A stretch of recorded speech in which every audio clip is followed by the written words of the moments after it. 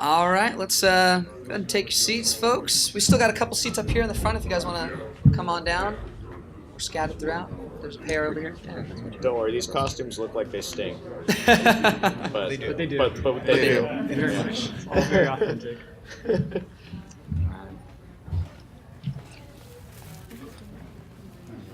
you go. Front row. How do I look? Disheveled? Yeah. There we go. You look good. You look good. Folks, look at this packed house right here. Thank you so much for coming out and joining us here on the panel. Welcome to Crafting the Apocalypse with Wasteland Exports. My name is Ryan Hellquist, and I am a super fan of Fallout. We have any other fans of Fallout out here? Woo! All right, good. And I am very honored to be sitting here amongst these magnificent artists here. Now, Wasteland Exports, who's presenting this panel, specializes in creating incredibly detailed, fantastic, handcrafted props from the Fallout universe. And this year, Wasteland Exports, for the very first time, is unveiling the Museum of Wasteland History. It's fantastic. Anybody seen the museum yet? A couple people? All right, cool. Yeah. If you haven't, I highly recommend it. It's at 1803. Don't read the physical map, the digital map, or the app has it, but it's 1803. It's right below the big giant fan guru purple flag. It's the most immersive booth in the con. I hands down guarantee that. So they are featuring iconic items, weapons, and costumes from the Fallout universe. And Jesse over there on far left, there you go. Yeah, or far right for you guys. With the red hat, Jesse and his wife have put their heart and souls into making this incredible museum and their shop, Wasteland Exports. I highly recommend you go check that out. Many of our panelists have specialty items on display in the museum that you can check out anytime during the convention. So that's exciting, folks. We also have talented cosplayers, filmmakers, artists who are going to share with us how they use their skills to craft the apocalypse. We also have a very, very special guest today, one of the original founding creators of the Fallout video game. That's right, we're going to talk to him about how he brought to life one of the most iconic games in video game history. I'm excited. Are you guys excited? Yeah. All right, let's meet the panelists. All right, first we got Curtis Clasen. First, I want to introduce Curtis Clasen. You may have seen his elaborate cosplays throughout conventions or at Wasteland Weekend. Tell us your relationship with Fallout and how you use your skills to craft the apocalypse. Thank you. Yeah, what kind of got me into Fallout cosplay was in 2011, Wasteland Weekend introduced the idea of tribes. And one of my friends suggested, why don't we do Caesar's Legion? And I wasn't sure how to do it. I started looking at as much screenshots as I could find, how to dissect it, how to build it. And then once we did that, I think we originally had about 4 people doing legionary costumes. This year we had 18. Wow. So we did a parade. It's been a big, huge hit. And outside of that, I've done Enclave, Power Armor, Raoul the Ghoul, a bunch of other costumes. The thing I really like about Fallout cosplay is it's super creative, it's very iconic, and I think it's America's version of the apocalypse. Yeah. You look at Mad Max, that's Australia's version. Fallout became America's apocalypse, and I think that's very inspiring. Interesting. What was the name of the tribe again? Legio X. Legio X. So check them out at Wasteland Weekend. Next up, we got Evan Cray, who's a Fallout cosplayer and actor who's been seen in the viral videos Nazi Zombies in Real Life. Evan, how'd you get into Fallout? I got into Fallout like everyone, one leg at a time. No, but it started off. I started off with playing Fallout 3, but it was drastically different from what I was normally playing. So I took a gamble on Fallout 4, fell in love with it, went back, and then just played them all. And it snowballed from there. And then, like every obsession, it has to go further. So I decided that I already make some costumes and everything. So I decided that, oh, this is pretty simple. All my costumes are panic-stricken and very quickly made. So it just simulates everything in Fallout, yeah. Right, yeah. So it's everything's panic-stricken and sneaky. But yeah, otherwise, yeah, I mean, I kind of got into Fallout like everybody else, and I just decided to take it one step further because it's everything. Like you do. Yeah, exactly. Excellent. Thank you. All right, next panelist is James Duffy. He's the owner and head maker at Pineapple Prop Shop. James, same question to you. How'd you get involved? What are your skills you used to celebrate Fallout? I was a construction worker and handyman, and I hated my job. So I did something I started to love more and more. I started playing Fallout at New Vegas and went back and played the rest, and now I'm just obsessed. So I quit my job and just do that now. Wow. That's fantastic. Fantastic. Now, I met our next panelist on the set of the viral series Fallout Nuka Break when he generously offered his amazing props, weapons, and costumes to be used on screen. So these are screen accurate now. Ricky Perez, tell us about yourself. Hi, I'm Ricky Perez. Basically, just piggybacking off the general question that you're asking everybody, how I got into Fallout. Basically, I got into Fallout from the original Fallout, which is Wasteland. Right. Okay. Yeah. Which is Wasteland.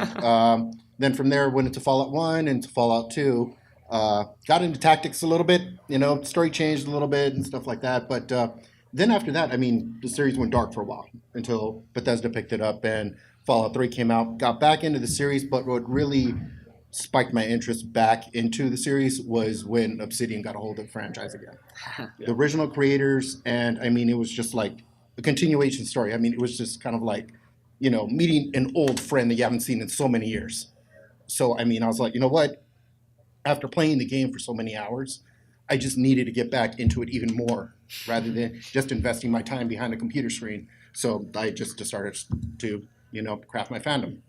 So that's basically it. Nice. Thank you. Now, our next panelist I've had the honor of working with on several film projects. Ladies and gentlemen, the multi-talented creator and star of the award-winning viral series Fallout Nuka Break, Zack Finfrock. Hi, everybody. I am an actor and filmmaker first and foremost, so I love showing off what I love in that form, and that would be a fan film. So I made a fan film based on my love of Fallout 3 and New Vegas. I was able and lucky enough to meet with Chris Avallone and Tim Kaine of some of the original crew who worked on some of the older games, and they helped out with the series, which is great. Gave it a little bit more of a weight, felt a little more real when it has their involvement. And besides that, props. I've been a creative person. I hosted a show called Backyard FX for a little over a year.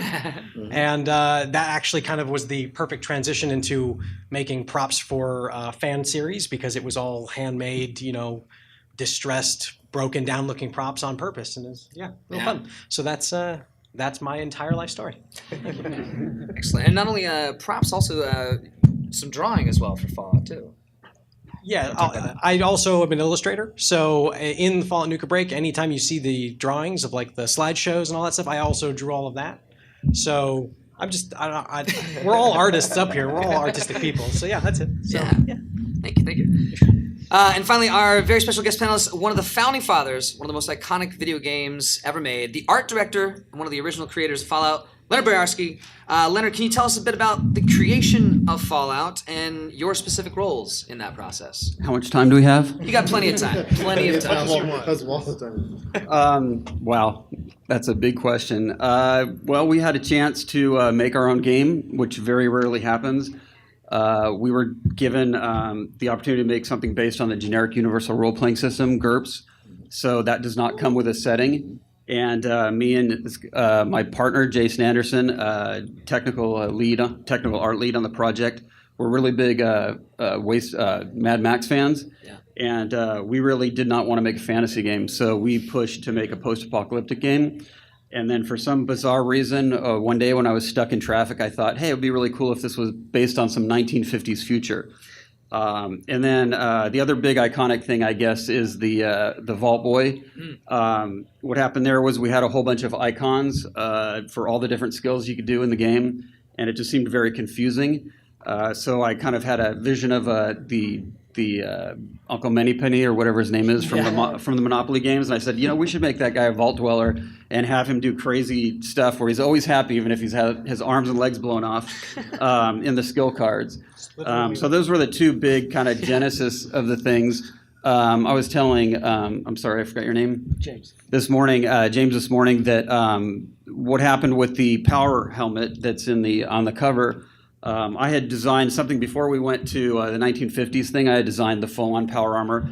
It was in the game, isometric. It was not very good. And so I had to do something for the intro where I was going to do a close-up of the helmet, and I started modeling that. And I just looked at it, and I hated it. So I threw it out and just started over from scratch. And I fell in love with this thing so much that I spent like 2 or 3 weeks on it, all my spare time just modeling this thing. And then when the PR people dropped the ball, or the marketing people dropped the ball, we ended up using that because I had spent so much time on it and made it such high res that we were able to use that for the cover of the box. Wow. So I got a million of those stories, but I'll just let you guys continue on and Well, hear about how you guys make your we'll do stuff. 100,000 of them, okay? Right. We'll just limit it to that now. I actually do want to ask a little bit more about the beginning creation of Fallout. It was unconventional, right? It wasn't a mainstream title that was by the company of Interplay. It was. Can you tell us a little about how that created? Yeah, Tim, the programmer / producer, fellow designer, he was working on engines in his spare time, and he was tapped to lead this team. And so because he couldn't officially get anybody to show up after work on Interplay's dime, he just sent out an email to everybody saying, I'll be in the conference room at 6 o'clock tonight. There'll be free pizza. Anybody who wants to come talk about designing a game, just show up. I would have thought half the company would have been there. How many people in the company? At that time, probably a couple hundred. I think Wow. Tim was like employee 40 or something. I was employee 88. Yeah. So I figured, there'd be hundreds of people in this room, and 5 of us showed up. Wow. And we basically designed what ended up becoming Fallout. It was really cool because I was an artist by trade. Jason Anderson was an artist. Tim was a programmer. There was a couple guys there who were designers, another scripter, programmer, and we all sat in a room and just talked about what would be a great game. And we went through all these crazy ideas, like a time travel game and just weirdness. And then we hit upon the post-apocalyptic thing, and then Brian Fargo, the owner of Interplay at the time, thought that we should make it Wasteland 2.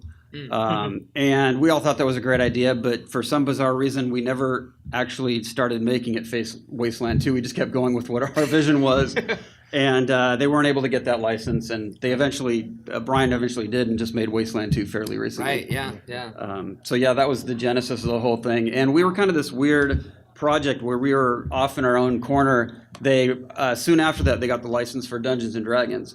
And we had literally 12 people on the project at that time. And they said, well, you guys can't have any more people because they're all on the Dungeons and Dragons projects, which is where we're going to make our big money. Wow. And so in a way, it was very frustrating, but it was really cool because we had this just core group of people. Like I said, I started out, I was an artist. I ended up doing a lot of writing, story stuff.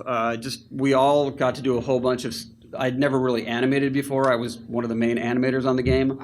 So we all wore a whole bunch of hats. It was just this very creative thing. It was like we were little kids in our corner making a game. And it was the whole time we were doing it, we're like, are they letting us do this? Is anybody going to stop us someday, come in here and go, what are you guys doing? And it never happened. And we kind of just had complete creative freedom to do whatever we wanted. So once in a million opportunity. To this day, I look at it and I'm like, that should never have happened. So, and this is just overwhelming to see all these people who are fans and so dedicated based off things that we were doing almost on a dare. Like me and Jason sat in the same office and we would dare each other to do things like I don't know if you guys have all seen the intro to the original Fallout where there's the execution scene. Yeah. I was animating that and modeling, texturing, animating, doing the whole thing. And it was just supposed to be a battle scene. And I'm like, that's kind of boring. And I turned around to Jason. I said, hey, Jason, what do you give me if I have him execute this guy in the middle of the street and then turn and wave at the camera? He's like, you should do that. Tim will freak out. So I did, and no one stopped us. So we kept doing stuff like that. The deaths, the very gruesome deaths. They didn't think we could do it. So me and Jason were like, no, we'll show you how we can do it. And we just did all the different animations for it. And that was the whole project. It was just this kind of like us daring each other to come up with more insane stuff. And the look on Tim's face when I told him they were going to kick you out of the vault at the end of the game, spoiler, Yeah, he 20 was years, really guys. unsure about that one, but me and Jason were like, no, it'll work. Believe us, trust us on that one. So yeah, it's crazy. Wow. Yeah. That cutscene of the execution and then the wave, for me, it set the tone of the whole game. It set the tone of the dark humor, set the tone of the world, what's going on. I mean, so yeah. Now, obviously, like, you never know when you're creating something if it's going to be a hit, if it's going to be a success. And yet, again, like you were saying, you're kind of off on your own, given creative freedom, but also some constraints. But do you think being able to make your own game without the limitations of somebody, giving you a set, prescribed thing to work on, do you think that allowed for the reason why it was so successful? I don't know about the success in terms of people becoming fans of it or enjoying it. I think it was successful in terms of us being able to express what we wanted to creatively. Yeah. There was a lot of not even self-imposed restrictions because we had 640, 480 resolution. We had, a set number of colors we could use in a palette. The reason the whole intro is on a TV screen and the camera's pulling back is because I'm like, we cannot show really good detailed human beings in 1997. So I'm like, by the time you see human beings, the camera's going to be so far away, and the shot is so far away that they're kind of tiny on the screen. So those kind of restrictions those kind of things really spur creativity, trying to figure out how to deal with those problems as opposed to people kind of like telling you where your creativity can and cannot go. Right. I remember, Tim doesn't remember this, but I remember him sending him an email the week before he shipped saying, Fallout's coming out next week. Everyone's going to know this is going to be the greatest game in the world ever. And he wrote me back, in a week we're going to be selling French fries at McDonald's. So I had more faith than he did, but I was really extremely naive at the time. So. Awesome. Well, one more question for you, and then I'll open it up to the rest of the panel. But you have a unique position where you started this iconic game, and can you describe the experience of seeing elements that you created, that you had a hand in, now being permeated throughout different art forms, through cosplay, through prop building, through the fandom that you have now? I mean, what is that experience like, seeing this now? It's completely overwhelming. To see all the passion and how much people love it, it's very gratifying. Yeah. You hope that people are going to, connect with what you do. When I first was playing Fallout 3, it was bittersweet because, we weren't making it. Right. But I'd be running through a vault or something and I'd see a prop that, I modeled and threw in the game in like 10 minutes. Wow. 15 years before because we had to have something there. And I'm like, oh my God, they remade that. Wow. So yeah, every time that stuff happens, there's things in Fallout 3 and still, Tim just bought it. He said he wasn't gonna. The recipe book, because Tim puts a recipe in every game that he made. In the back of the original Fallout manual, there's a recipe. Right. So he always wanted to do a cookbook. So it's like I don't know where they found all the notes in the bottom of our desks or something for all these ideas we had to do with the series that still seem to keep popping up. But it's fantastic. I feel like I'm taking everybody's time here. So No, you're good. We're good. We got plenty of time. Yeah. Thank you. Well, I think I speak for everybody. You have created a legacy, so we thank you very much. We're very grateful for thank you. the work you've done. Yeah. So I'm going to open up this to everybody. Anybody who wants to jump in and answer. I find it fascinating that it's always a dream to be able to do what you love, and it's even more a dream when you get to be able to get paid for it. So for those of you who have turned your passion into a business, what challenges and what rewards has that brought you? I've spent all my own money on doing this. It's it takes a while to get started, but it's totally worth it. We have made zero money, but that's okay because I love what I'm doing. I'm not upset with my life. I don't have anything to complain about. I get to wake up and do exactly what I want to do every day, and I couldn't have done that. I mean, I was an animator before, and I liked it, but I didn't love it. I've done a lot of things. I liked them. I didn't love it. This I love. I wake up every morning loving my job. So it's been really hard to kind of go broke over it, but knowing that it's going to pay off in the long run for me, my own personal life, then it's worth every penny. I'd double down on everything I've ever spent on it. I would just say, I mean, this goes along with any form of art, especially. The more you do it, the more consistent you are with that art, the better chance you have at being successful at it. So, yeah, the beginning is going to be really tough when you're not making money and you're eating ramen more than you'd like.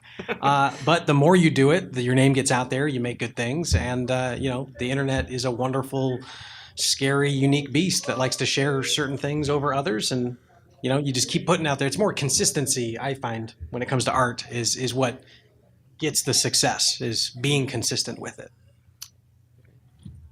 Anybody else want to chime in on that about making commissions? Jesse, are you standing up or are you just... Can everyone hear me okay? Yeah. Okay. So, my background with the Fallout series is really personal. I don't want to speak over why I do what I do or the reasons, which a lot of you guys know, I spoke to you about. I'm more than happy to tell you a story one-on-one, but it's not something I like to shout out from the rooftop. When those people come by my booth, which has grown over the last 4 years, I didn't think it was going to be popular. I love making things. I used to make things for a living, and I wanted to leave a legacy of my own because I can't take money when I die. Money makes things good, while you're here. It lets you do what you want to do, but when people come to my booth and the friends I've made from what I do, it's the smiles. I have had tears in my eyes hearing stories from fans of something I didn't even create, and I wouldn't change it for the world. And so at the end of the day, that is the most rewarding thing I think I could have done with my life, is to see people I admire and respect and have. Zack is one of my inspirations. He's one of the guys, I didn't even know him. I just met him We today. just met right there. Like. And it's because of him, amongst a handful of other prop makers in the industry, that said, I don't have to get stuck in that 9-to-5 rut. I can do what I want to do with my life. I may not be rich. I just be happy. And I'm unhappy a lot of the time when I make that choice. But that's because I am really hard on myself. And me being hard on myself means that what I give back to the community of Fallout fans is going to be better. And so that's why I didn't speak about that earlier. You'd say you're much happier now, though, compared to when you were unhappy before this. I am so much happier. I used to work for FedEx, and there were nights literally after 8 years of working for them that I would come home from work crying. I was done. I just felt like nothing. And with the support of my wife, I was able to kind of just eliminate that from my life. And I'm thankful for that. And I'm thankful for Leonard, especially, and the rest of the original crew for probably saving my life multiple times. And I'm thankful for the fans. I don't even own the IP. There was a time to try. You should all go to the booth after this. You should all go to the Wasteland booth after this. Most importantly, come by and smile. That's all I ask for. Jesse's the reason for the Wasteland Exports booth, the Fallout Museum, and the reason why we're here on this panel today, all organized by that. So thanks, Jesse, on that. Well, I was I'm going to say every single one of these guys deserve your applause. I am just a facilitator to get the fans awesome stuff. And these guys are all awesome stuffs. Thank you, Jesse.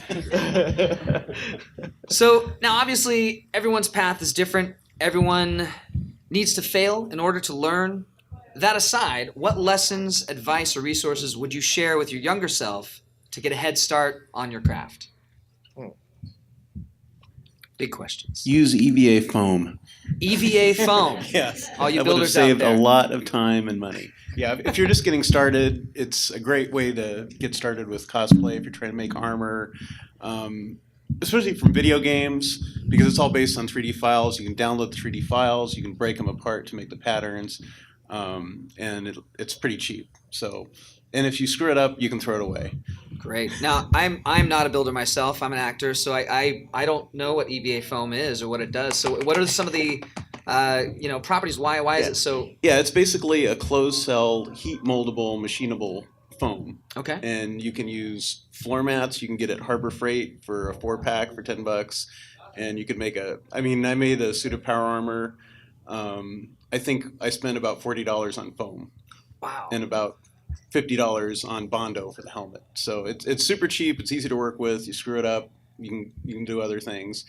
So just and don't stress on it. Don't stress on your first props. Just build it. If it sucks, build another one. How many people are local here in Los Angeles? There's Wow. in Burbank. There's a place called Foam Mart. It's on Victory. I order from them all the way Right. to Oregon. Yeah. Oh, yeah. Wow. See, he orders from Oregon. From Oregon, yeah. Oregon. all the way. It's a great place to go, and they deal with costumers all the time, so they're actually really knowledgeable about what works best for building costumes. So it's totally worth checking out. That NCR armor there. My NCR armor is made out of EVA foam. Yeah, it's really cool. But as you can see, I'm very immobile. So but it's cool because it's a good thing to start off with. But also, what holds a lot of people back too is the fear of messing up. Don't be afraid. That's how you make your things better. It's like this is. A lot of my stuff, I don't know what I'm doing.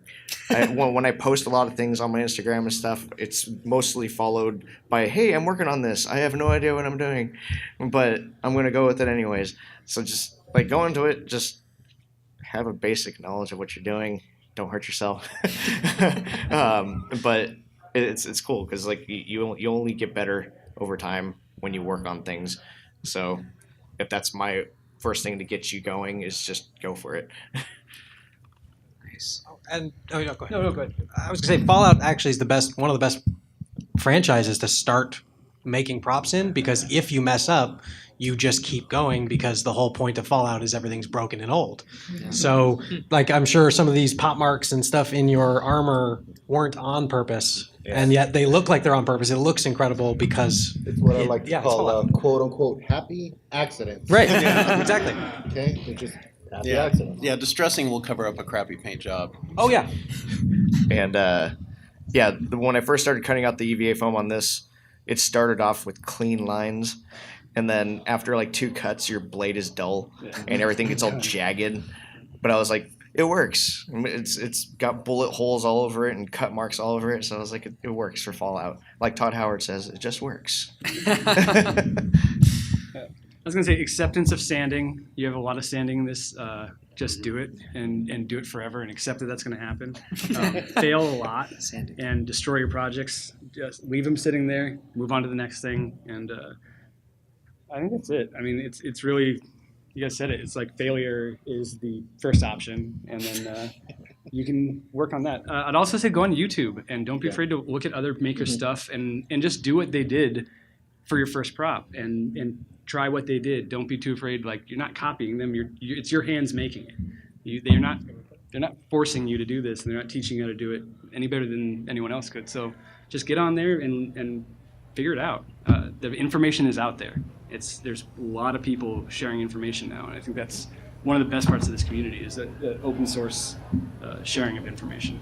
And to touch on that, there's a group in the community of cosplayers and makers that are afraid to tell you how they do things because they're worried they're building their own competition. It's all about competition, as long as it's friendly competition. So if someone says, I'm not going to tell you how I do it, ask someone else, because they learned from someone. Right. And so that's why when I first started, I was really worried because I had some of my stuff straight out stolen and recast or remodeled, and I just said, why try to stop it? So if anyone wants to learn how to make something, Stop by the booth, talk to Jesse. I can make crap dirty really good. There's also a YouTube channel, EvilTed. He does a lot of really good foam inspiration. stuff. Yeah, I've worked with him a couple times. He's done a lot of really good foam tutorials that are base stuff. They're not based on a franchise or a product. It's like how to make a helmet made out of foam, and he shows you how to do just the base, and then you add everything else. So it's really good resource. He also has patterns, which are great. Yeah, oh Which yeah. you He can sells read the patterns patterns. too. Yeah. They're great. Gosh, that is a lot of good information. Is there a place to get patterns, or do you get downloadable information for molding for things like that? Is there a good resource for that? Through YouTubers and things like that. Yeah. I mean, EvilTed has a whole line. Yeah. PunishProps has a series of books. PunishProps Basically is really tells you good. how to Great. do everything Cosplay. from patterning to painting. I actually and used strapping. his painting guide. Yeah. PunishProps painting guide is really Yep. good. And some of the props and Nuke breakers? No? Sort of. Sort of. No, yeah, through a roundabout way. That's right. That's right. Yeah. There's also the Replica Props Forum, the RPF. Yeah. Huge resource. I mean, it's like GF Customs. He takes a lot of the 3D game files, breaks them all into paper curve files. It's basically a 3D model that you bring into the computer, and you print it out flat, cut it up, and basically you're assembling a 3D puzzle at that point. He even has files that you could either just straight up just do straight as a paper template, and you could put resin and your Bondo on top of that you want, or he actually has foam templates as well that he's transferred over. So if you don't feel like you want to go through that hassle and stuff like that, and just want to do your foam cosplay, which me I prefer because it's on a budget and it's cheap. But yeah, I mean the RPF, and it's fast too. Yeah. So Your Pip-Boy actually is that a cast of a Pip-Boy? Is that a ceramic cast? resin, yes. Yeah. Did you get that from Replica Platform? Oh no, this one I cast for myself. So I actually, in the very first Fallout fan film I did, I found somebody who did the cast of those on Replica Platform and bought one from him. So then in the first fan film I have essentially it's a resin hard cast version. And then for this series, we took that, did foam molds of it. So then for the further series, they're all flexible, Oh, yeah, like remember the squishy rubber foam. one that you right. made? Yeah. Yeah. Because stunts, those things are very not comfortable when you're trying to move around and do fancy things. Yeah. And one last thing, if you're, as a Fallout cosplayer, if you're not a member of the Facebook Fallout Cosplayers International group, join it. It's what, 4,000, 5,000, 6,000 people now? At least, yeah. It's huge. Fallout Cosplayers International Facebook group. Facebook group. Yeah, it is. The Fallout cosplaying group is the most supportive and genuinely nice cosplay community I have ever been a part of. It seems like everyone is willing to support you and to give you tips and say no matter how bad your costume looks, how bad you think it looks, they always will tell you you did an awesome job. Because starting out, you need to hear a lot of that. But you also need to realize that it did not look good in your own mind and strive to do better. Great. That's a lot of amazing resources. One thing I would add, or not add, but I would ask is, are there other models like EvilTed, like PunishProps that you would look at for? You say, go look at YouTube, look at people who are doing this. Are there any specific names that come to mind or specific companies that come to mind for that? There's one I would recommend is Nuclear Snail Studios, Dmitry Zaitsev. He's great at giving advice on how to stress fabric, leather, and use natural materials. Especially if you're going to an event like Wasteland Weekend, you need stuff that's going to be able to survive. So you need Not to just have, a convention, yeah, but have actual stuff that'll actually elements. take a beating, how to make leather look old, and how to just kind of create. And it's not necessarily reproducing things, but creating your own designs. Or just the techniques, right? Yeah. Yeah. Yeah, I would also look up Adam Savage on Untested. He has these one-day builds that are really simple, and you'll be amazed on what you can just turn around in just one day. And it's not like, he's going off and buying just a bunch of different, materials and putting them together. Sometimes he'll just make, an entire, sword out of foam. And he'll just build it in a day. He'll go from start to finish from, all right, here's raw foam, and then here is a sword that you'll just finish off in a day. And he does it all within a budget. Because, it's that's really all it is. It's you're just trying to actually, make something good, at the end, just within, not spending too much money. So. Excellent. Camu Cosplay is another one. Benny and Svetlana, they're amazing. They're You say that one really more time? Benny and Svetlana with Camu Cosplay. They're really open. They have a lot of good books too. But they did a whole Battlefront armor out of foam that I think Lucas paid for. and it looks amazing. And it's all EVA foam. So. Great. And was also Kamui Cosplay.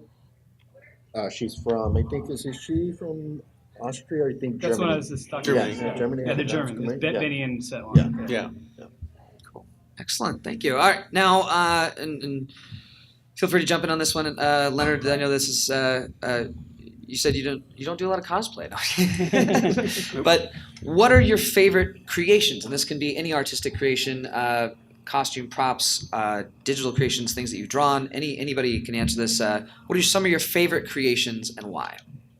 That we've made. That you've made, yes. And this isn't just because I'm sitting here in a Fallout room. I'd say still to this day, Fallout is probably in its entirety one of the things I'm most proud of. There's so much of us being young and naive and just putting whatever we wanted in there, and it was really labor of love, and to have actually had it come out and be this successful. I love everything I've done. I mean, there's so many games and things I've done in games that I've been proud of, but there's something about the purity of your first creative endeavor that you had that kind of control over that just is really gratifying. Yeah. Don't any other favorite creations? I made a shish kebab from Fallout 3 that was lit on fire in real life. That was fun. And turns out inside of an art shop, it looks beautiful and lights on fire, and the flame is gorgeous. In the desert, when it's windy, doesn't look that great.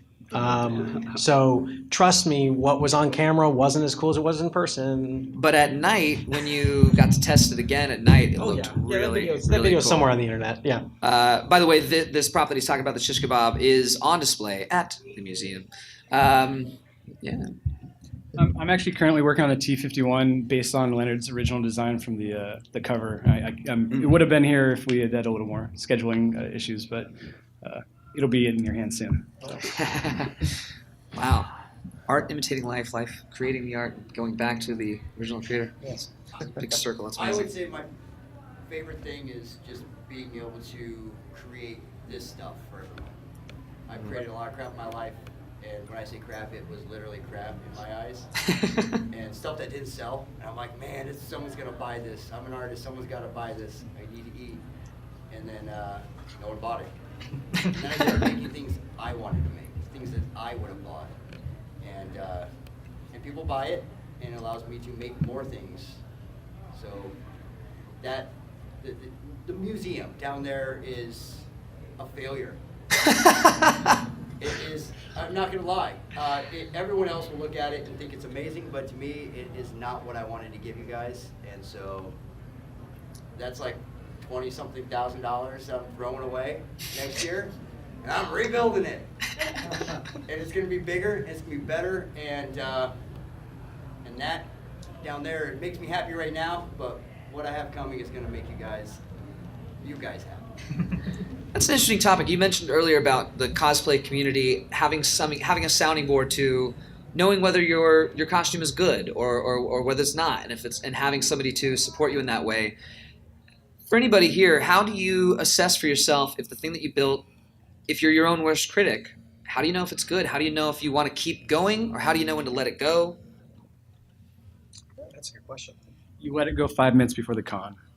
5 minutes before the con. Actually, no, that's it. Deadlines are a really good way to know when you need to be done with something. But for me personally, it's getting the praise of your friends and family and only them, never showing anything online and never showing it. No, I'm joking. That's a really good question. I don't know if it's easy to, because I still have stuff that I've done that I did years ago that I still feel is unfinished or bad. Yeah. So it really is not. It's in the eye of the beholder, I guess is the best way to put it. I think you always see your flaws. Yeah. Like, I always see my flaws, and other people tell me it looks great, and I'm like, okay, in a year I'll forget the flaws, but when you first do it, you're like, I screwed up that. But that's the hard part as an artist. Like Ryan mentioned something yesterday. He goes, everyone who comes by is not going to see what you see. You see everything you forgot to do or everything you wanted to do but ran out of time, money, resources, etc. They're not going to see it because they don't know what it was supposed to be.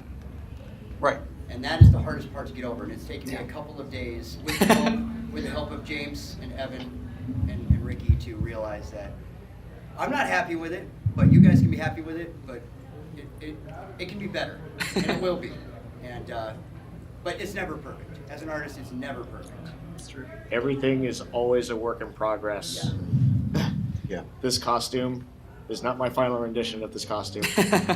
It is the first version, but I've learned a lot of new skills since I started this.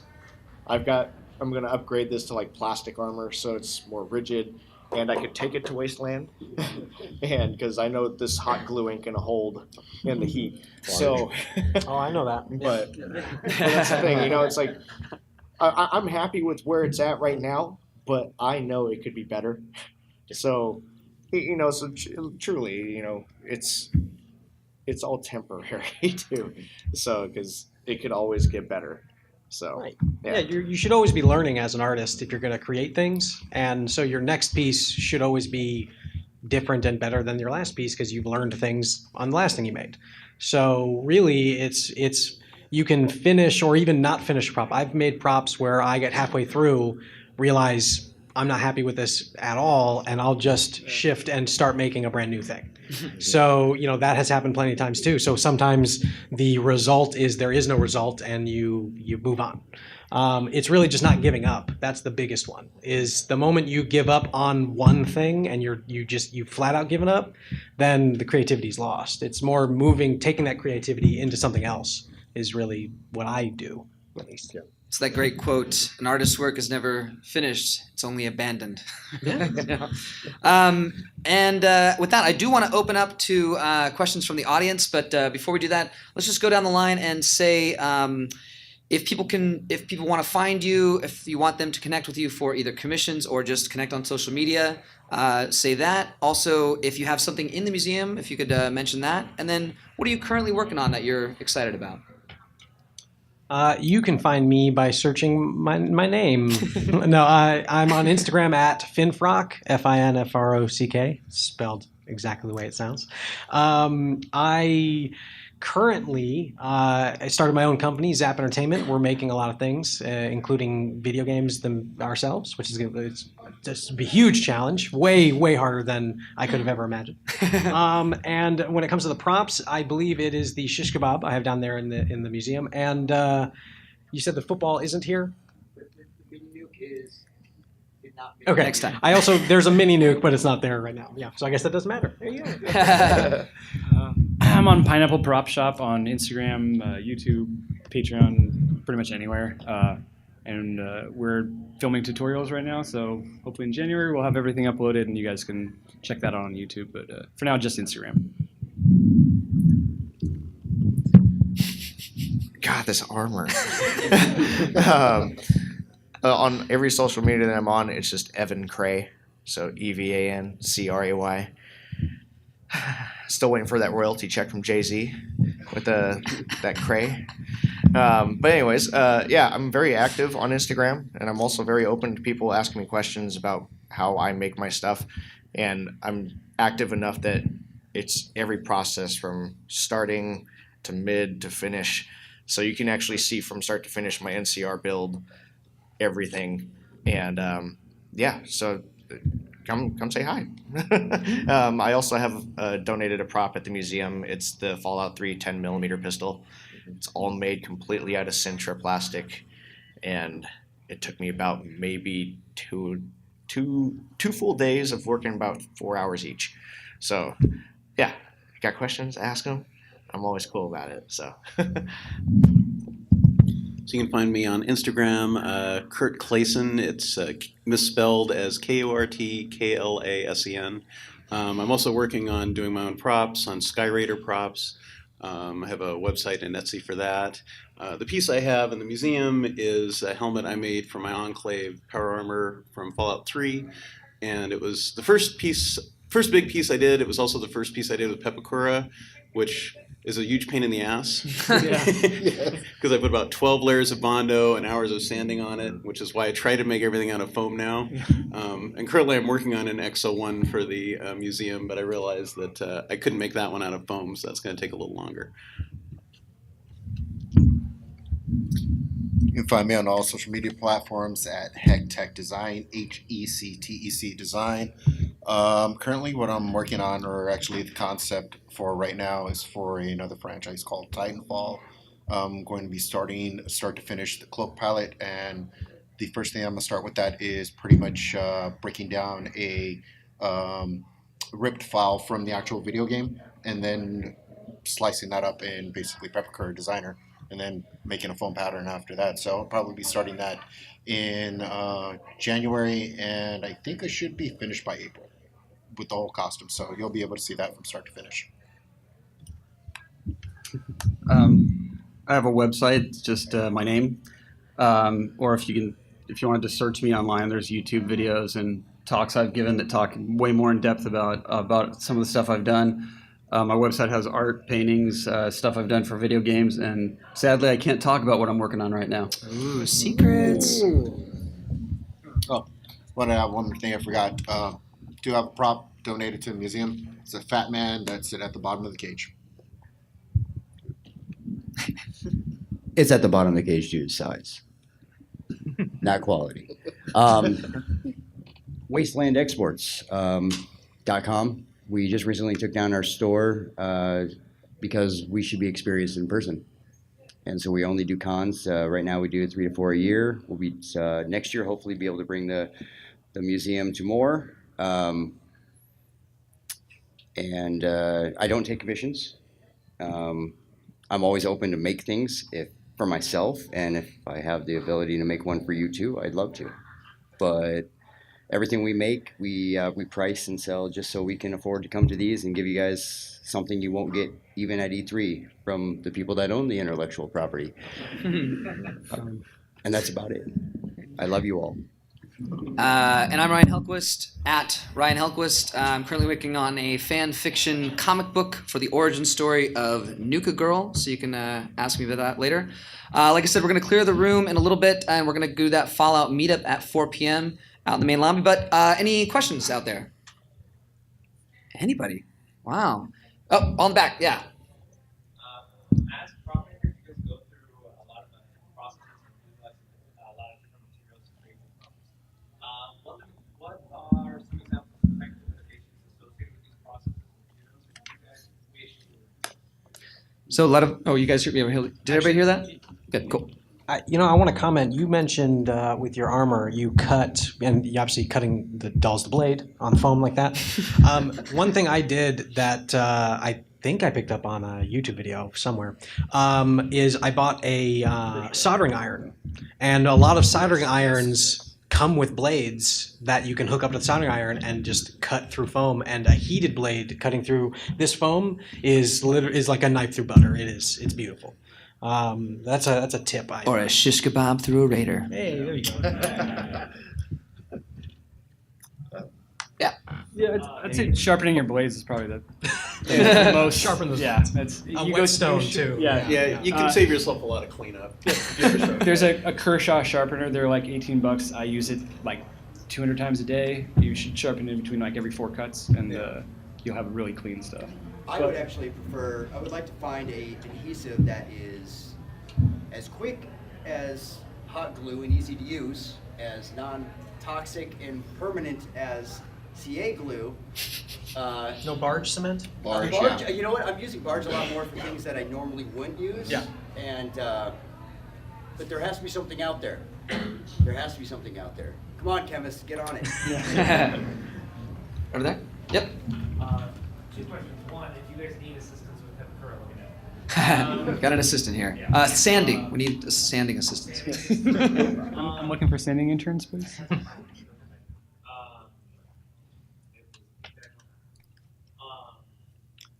If there is a build that you would do that is beyond you currently, but you're like goal, like well beyond your present skills. I was actually thinking about making T-51 power armor at the announcement of Fallout 76, and I have not started it yet. So it's definitely not getting done, but I've said that before. So I'm kind of interested to see how I can do that. But it's definitely a large investment that I think, because there are a lot of skills that I want to put into it, but like you said, there's some limitations to it. So, but it's a hope. It's also something that is very close to reaching. So. James, do you want to talk about your thing that you were Yeah, talking about? I'm actually doing the power armor starting from the frame up, and that was a big project. I've been looking into open source Arduino use of the HAL suit, which is like linear actuators that you can use to kind of take some of the stress off a giant heavy costume like that. Looking into doing it out of carbon fiber, which is going to be a very long process. Hopefully we're going to be filming it all so you guys can see how it's made and duplicate it. But I think we're going to start with the big yellow power armor station and actually do it from metal. So very cool.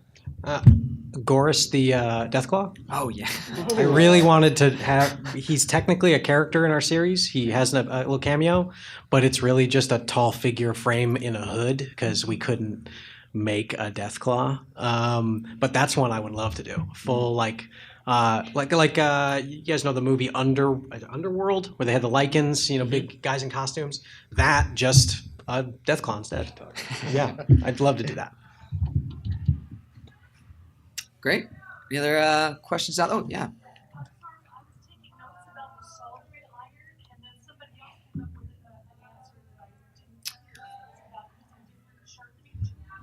There's a sharpener called Kershaw, Kershaw, and it's really inexpensive, like a stone you just rub the blades on, and it 4 or 5 passes and it's sharp again.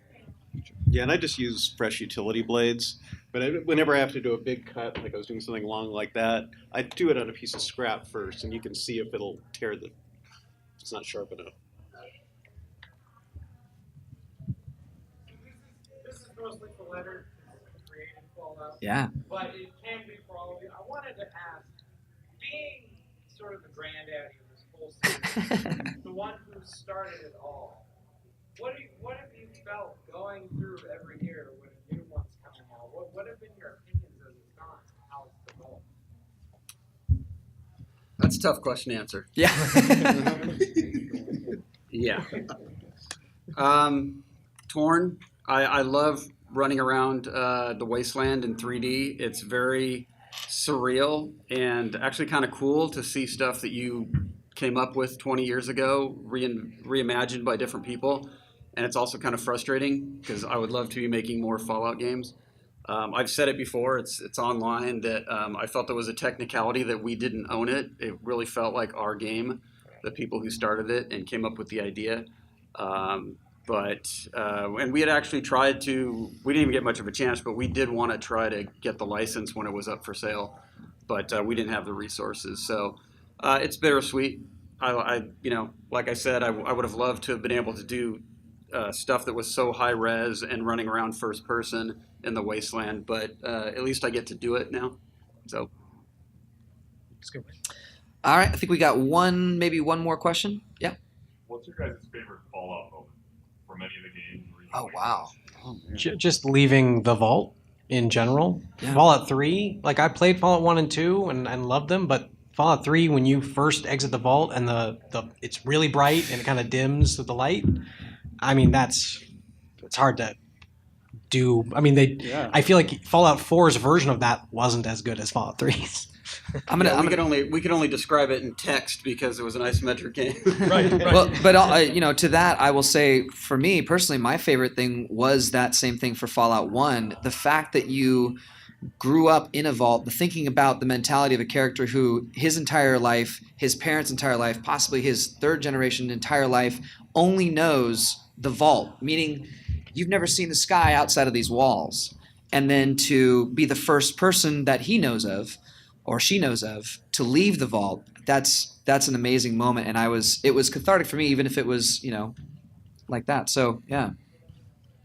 Cool. All right, folks. Well, let's give a big round of applause to our panelists. Thank you so much for joining us. Thank you, folks, for joining us here at the panel. We will continue the conversation outside if anybody wants to join us at the meetup. Thank you so much, and come see us at the booth, 1803. All right. Thank you very much, everybody.